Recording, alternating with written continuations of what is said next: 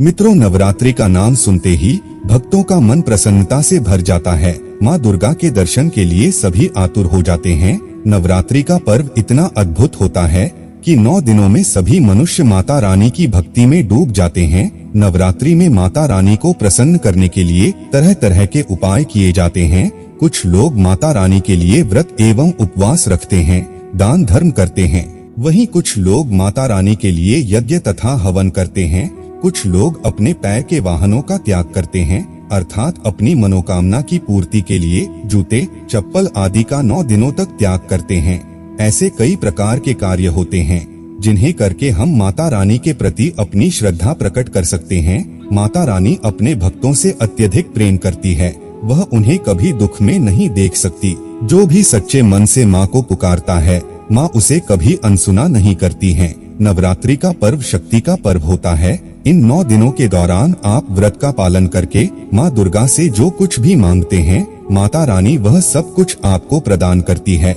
माता के द्वार पर आने वाला कोई भी याचक खाली हाथ नहीं जाता है। बस मन में केवल माता रानी के प्रति श्रद्धा होनी चाहिए। शास्त्रों के अनुसार मनुष्य को नवरात्रि में कम से कम 1 रात्रि में जागरण करना चाहिए। ऐसा करने पर माँ उस पर प्रसन्न होती है और उसकी मनोकामना को पूर्ण करती है।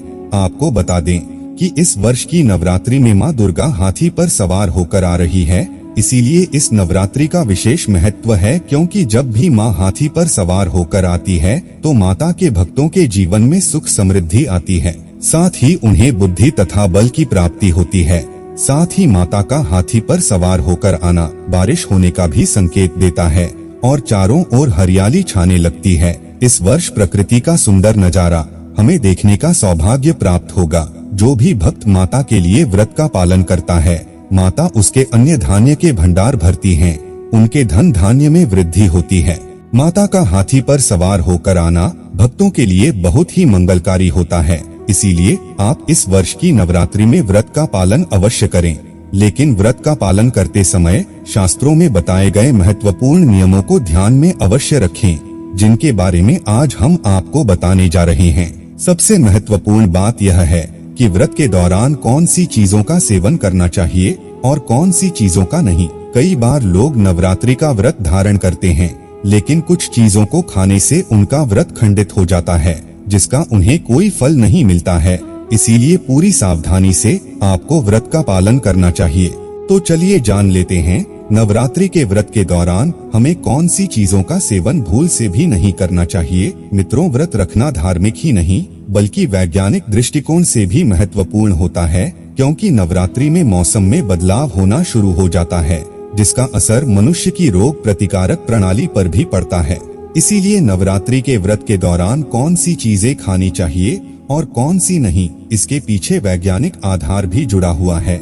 इसी कारण से केवल हिंदू धर्म को वैज्ञानिक रूप से भी परिपूर्ण माना जाता है। बड़े बड़े वैज्ञानिक भी हिंदू धर्म शास्त्रों में बताए गए रहस्य जानकर हैरान हो जाते हैं। तो चलिए जान लेते हैं वह कौन सी चीजें हैं। सबसे पहली चीज है अनाज नहीं खाना चाहिए। मित्रों, यदि आपने नवरात्रि का व्रत रखा है तो आपको अनाज का सेवन नहीं करना चाहिए। जैसे गेहूं का आटा, मक्के का आटा, सूजी, चावल, बेसन और बाजरे का आटा आदि चीजें नहीं खानी चाहिए। इन्हें खाने से व्रत का खंडन हो जाता है। दूसरी चीज है सफेद नमक। अगर आपने नवरात्रि का व्रत रखा है तो आपको सफेद नमक का सेवन नहीं करना चाहिए। इसके स्थान पर सेंधा नमक का प्रयोग करना चाहिए। सभी व्रतों में सेंधा नमक ही खाया जाता है। इसमें सोडियम की मात्रा भी कम होती है, जो हाई ब्लड प्रेशर वाले व्यक्ति के लिए फायदेमंद रहता है। तीसरी बात है इन सब्जियों का सेवन ना करें।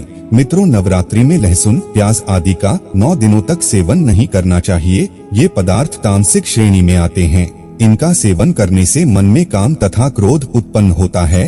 साथ ही नवरात्रि में लौकी, पालक, आलू और टमाटर आदि सब्जियों का सेवन करना भी वर्जित माना जाता है। चौथी चीज है रिफाइंड तेल। नवरात्रि के व्रत के दौरान सरसों का तेल और रिफाइंड तेल भी नहीं खाया जाता है। इसके स्थान पर आप शुद्ध घी अथवा मूंगफली का तेल खा सकते हैं। पांचवी चीज है मसाले। मित्रों, नवरात्रि के व्रत में आप मसालों का सेवन ना करें। मसालों के सेवन से शरीर में कई विकार प्रकट होते हैं। साथ ही इनका सेवन करने पर मनुष्य का स्वभाव उग्र बनने लगता है। व्रत के दौरान मसालों का सेवन करना वर्जित माना गया है। तो मित्रों, इस प्रकार से आप भी नवरात्रि के व्रत के दौरान इन चीजों का सेवन न करें। उम्मीद है आपको यह जानकारी अच्छी लगी होगी। वीडियो को लाइक जरूर करें, कमेंट में जय मां दुर्गा अवश्य लिखें। साथ ही चैनल को सब्सक्राइब करना ना भूलें। आप सभी का धन्यवाद।